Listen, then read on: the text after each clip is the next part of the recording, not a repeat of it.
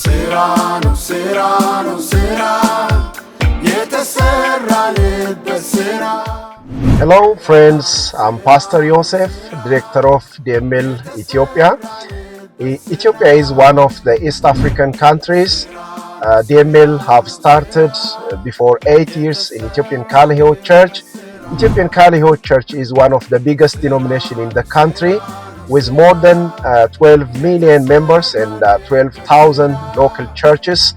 Last 7-8 years, because of DML ministry, we have seen a lot of spiritual, economical, social, and environmental impacts. Let me share you some impact stories. Be with us.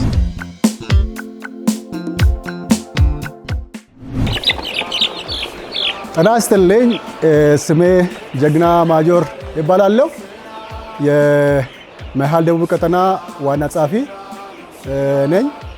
እዚሁም ደግሞ ባለውበት ህብረት አካባቢ ላይ በመምህርነት በባይብል ስኩል በመምህርነት አገለግላለሁ።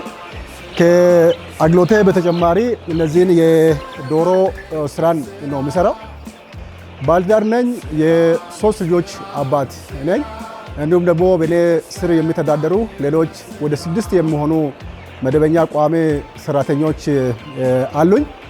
የእግዚአብሔር ቃል ሲናገር የእጃችሁን ስራ ይባርካለሁ እግዚአብሔር ያለ ሰው የሰራውን ያንን ያጭዳል የሚለው ለጣት ብቻ አይደለም በረከተንም ጭምር በዚህ ልክ አስባለሁኝ። እኔ ብዙ ሰዎች ዶሮ ስራን ለመስራት አይፈልጉም። ምክንያቱም ምንድነው ሽታ አለው፣ ይገማል፣ ግማት ነው ምናምን ይላሉ። ግን ከድህነት በላይ አይገባም። ጥሪ ከአግሎት ጋር ነው የተጠሩ የእግዚአብሔር ሰዎች። ታላላቅ የእግዚአብሔር ሰዎች በሀብት ነው የምታወቁት። ሰራተኛን በመቀለብ ነው የምታወቁት። አብርሃምን እንደ ምሳሌ ማንሳት ይቻላል። ኢዮብን ሀብት እንደ ምሳሌ ማንሳት ይቻላል። ስለዚህ ሀብታም መሆን ይቻላል፣ መስራት ይቻላል። አግሎትን አይከለክልም ሀብት። ስለዚህ አገልጋዮች እባካችሁን ወደዚህ ስራ ተመለሱ። ሰርታችሁ ለመበልጸግ፣ ሰርታችሁ ለማግኘት ጥረት አድርጉ። ዶሮ እርባታ በ3 መልክ ነው የጀመርኩት። በተለይ እንቁላል ጣይ ዶሮዎችን አረባለሁ። ወደ 600 የሚያክሉ እንቁላል ጣይ ዶሮዎች አሉኝ። እንዲሁም ደግሞ ወደ በየጊዜው 3000 የስጋና እንቁላል አገቢ የሚሰጡትን ዶሮዎችን አረባለሁ።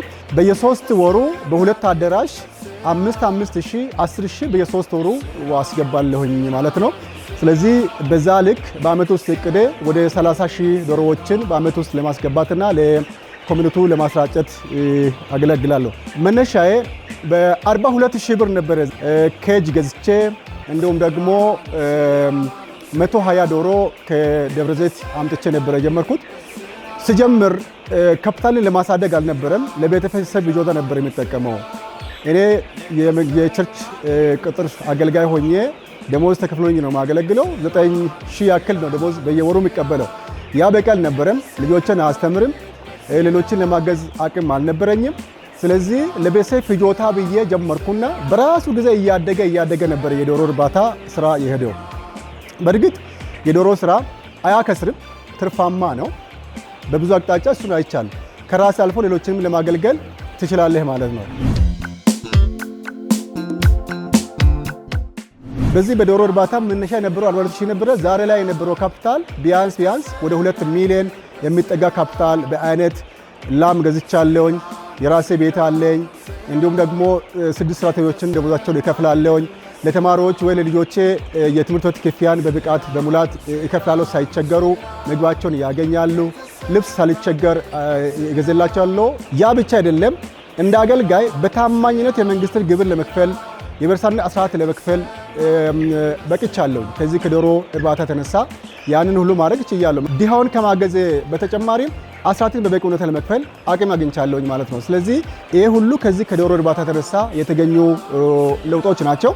እዚህ ብቻ አይደለም፣ ቀጣይ ክፍል ላይም ዶሮዎች አሉ። መኖሪያ ቤት ላይ ዶሮዎች አሉ። ሌላ አዳራሽ ከዚህ ውጪ በጣም ትልቅ አዳራሽ ነበረ። እዛ ጋም ደግሞ አሁን በዚህ ለጊዜው ወጥተዋል።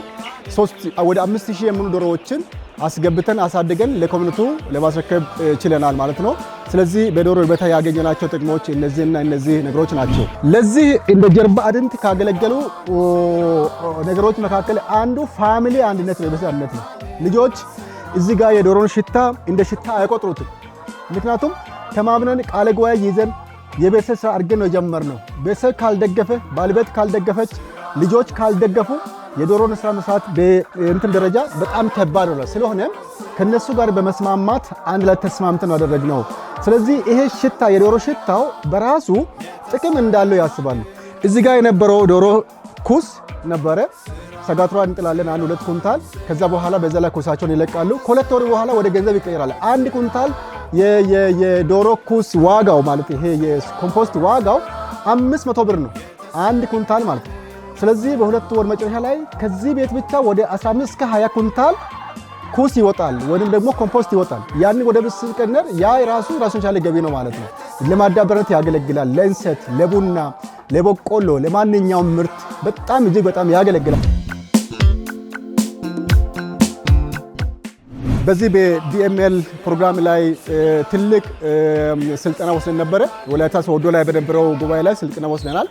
ያን ከወሰድኩኝ በኋላ ያንን ለፍጆታ የነበረውን አግሎተን ወደ ካፒታል ወደ ማሳደግ ሀብት ወደ ማፍራት ለመንግስትም ለቤርሳንም ትልቅ አግሎት ወደ መስጠት አቅጣጫ ዞር ያለው ማለት ነው። ሰው ጤንነት እስካለው ድረስ እግዚአብሔር ጤና እስከሰጠ ድረስ ሀብታም መሆን ይቻላል። ሌላንም ማገዝ ይቻላል።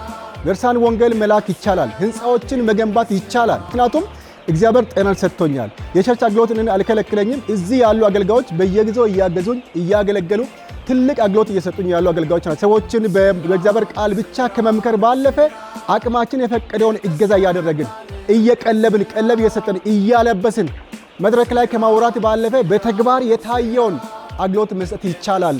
ባለቤቴ መሰረት ወራና ትባላለች። አገልጋይ ሚስት ናት ሲባል አንዳንዶቹ አገልጋይ ምንም የሌለው ያስባሉ። እኔ እኮ አገልጋይ ሚስት ነኝ ይላሉ። መስራት እየቻልን አገልጋይ አትስራ አልተባለም፣ አገልግል ነው ተባለው እንጂ ሐዋርያ ጳውሎስ ቀን እየሰበከ ሲውል ማታ ደግሞ ድንኳን ይሰፋል። እኔ ፊት መምህርት ነበርኩኛ። በእጄ የሚገባው ያው ትንሽ ነው እና በዛ ነው በጣም በቃ ደሞ ሲደርስ በጣም ነው የሚጨንቀኝ። የቱ ጋር አደርሳለሁ? ለልጆች ቀለብ ይሆናል፣ ለትምህርታቸው ነው። ለምንድን ነው እስቲ ይሄንን የት አደርሳለሁ ብዬ በጣም አስብ ነበርና እቁብ እንጥላለን ስታፍ ስለ እኔ አልጥልም እቁብ ብዬ ነው የሚተው እና አንዳንዶ ትንሽ ደሞዝ ከፍ እያለ ሲሄድ የ1000 ብር እቁብ ገባለሁ። በዛች የ1000 እቁብ ብር በአመት 10000 ብር ወስጄ አንዳንድ ነገር ለቤት የሚሆነው ነገር አደርጋለሁ። ከቀለብ አልፎ ከልብስ ለልብስ ለምናምን አይሆንም። በጣም በቃ አይደርስም። በጭንቅ ላይ ነበርኩና ከዛ እግዚአብሔር ስረዳኝ ነው አሁን እኛ በዚህን ሰዓት ብዙ እቁብ ነው የምንጥለው። ከ20,000 ብር እቁብ በወር የምንጥለው ከ20,000 ብር እቁብ ነው።